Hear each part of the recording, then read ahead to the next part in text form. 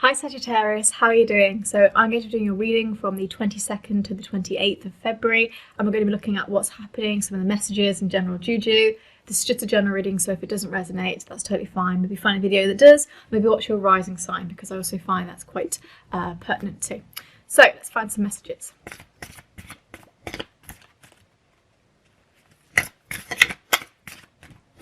The Fool, very Sagittarius, brilliant, new beginnings.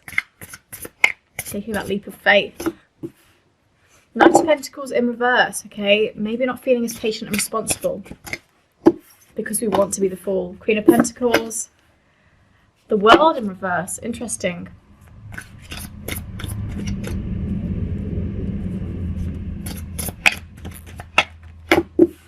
Nine of Swords. Or overthinking, innit? Mental conflict. I won't say British then, innit? Three of Swords. Yeah, feeling a little bit of heartbreak. Seven of Pentacles. Might be linked to that Nine of Swords, actually. So you got third party. Fuck off. Nine of Cups. Good fortune, though. That's strategic advantage. So, third party. Screw you. I'm going to do a love card because I get a lot of love messages coming through here.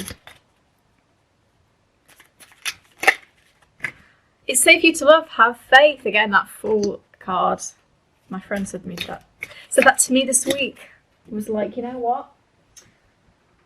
I hope codependency addictions are affecting your romantic life. I'm Sagittarius and this is calling me out. How dare you? Okay. Let's look at this then.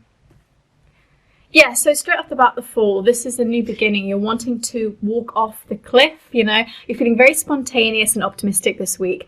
I think this is really linked to wanting to grow and to move forward, okay? I really like this Queen of Pentacles because not only is this really good sign for wealth and moving forward, but it's also a very like dignified and graceful kind of card. Really what I see with this in particular is wanting to move forward with not only a relationship but a work opportunity. And the reason I say a work opportunity is because Queen of Pentacles tends to be more about wealth and collecting wealth. So it's like, you know, should I go for this new job? Should I apply? Should I kind of, you know, go for something that ultimately is quite very scary, but it's going to be important for my growth. So that's the point. It's a new beginning that is important for your growth, but might seem scary and a little bit out of your comfort zone. But if nothing else, a Sagittarius doesn't like to be trapped and likes to continually have a new beginning, which is why the World in reverse is not the greatest card for a Sagittarius, because this is basically, this isn't a conclusion, okay? We're still going around in this circle. And the reason that I mentioned about this kind of going around in a circle and not breaking a cycle is because we have codependency. Addictions are affecting your love life. So you're not able to break some kind of cycle, right? And because we're talking about love here, and with this card in particular, this is very much, you know, picking the same kind of person, the same kind of situation, and kind of expecting different results. It's kind of an insanity thing, isn't it? We're doing the same thing, expecting different results. And also this World in reverse is kind of like, again, I think you feel like you've only got a couple of options limited to you, which is why that Fool card is so exciting at the moment, because it's like, well, I might just go through all but two options that I have rather than the 70 that I would normally have, especially in Corona.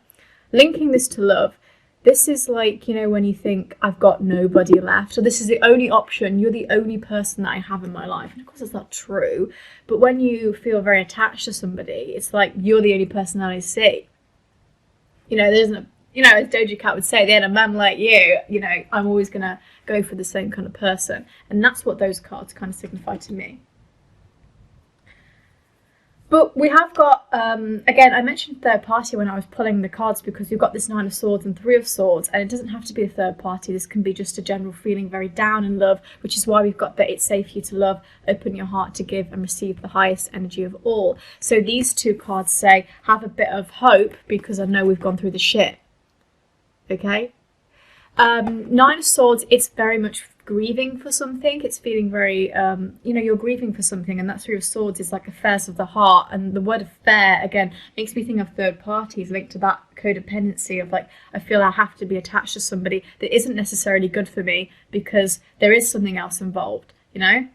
there is somebody else trying to push that over.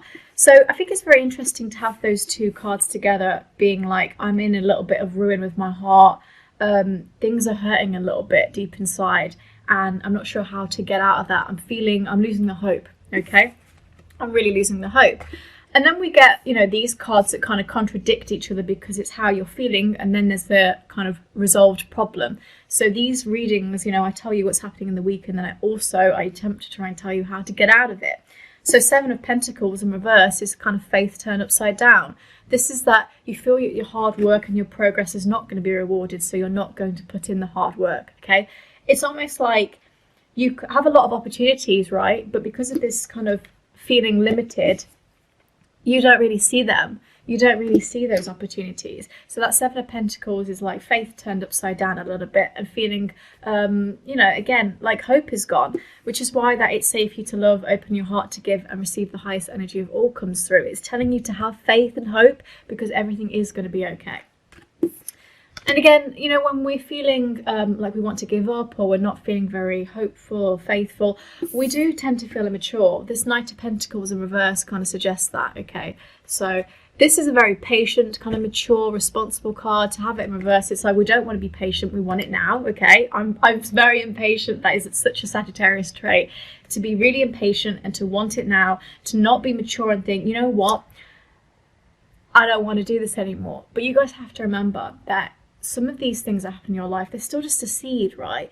And a seed doesn't grow into a beautiful flower in a day. It does take time, so you do have to be patient. It kind of makes me think of that Temperance Sagittarius card. So we have to be a bit more patient with ourselves and have faith and trust and know that everything is going to be okay. And we also know that everything will be okay, because finally, to finish off those cards, we get Nine of Cups, which is, again, strategic advantage. This is good fortune. This is success, basically. This is a good card. This is, it is safe for you to love. It's going to be okay. Have a bit of hope. It's not gone yet. Hope hasn't been cancelled, and it sure as hell isn't dead. Okay, so keep going. The signs are around you. I really feel that the signs are telling you something, okay? So you might go onto YouTube and find a sign. You might be scrolling on TikTok and something on your For You page pops up, or Instagram, or even, God forbid, outside, in the wilderness, when you walk past someone's house or something and you see a sign. And I say this because actually a couple of months ago I asked to see a dragonfly, and I walked past someone's house and there was a dragonfly on their house number plaque. So I was like, oh, okay, I asked for the sign and I received it. So, ask and you shall receive type of thing. Generally, I think that this week, again, you're going to be feeling a little bit like, oh, for God's sake, this again. But there is success advantage, especially towards the end of the week, particularly the 27th and the 28th. On the weekend, we're really feeling it, because that is exactly when that full card starts to come into effect. Okay, so just keep pushing on and keep doing it. And also, don't pay attention to the naysayers. I would definitely say that. If people are telling you one thing or another, ignore them. You know who you are, right? You know who you are. So that's what's going on for this week, Sagittarius. I hope you enjoyed this reading, and I hope you have an amazing week. Keep soldiering on, keep being the warrior that you are, and I'll see you soon.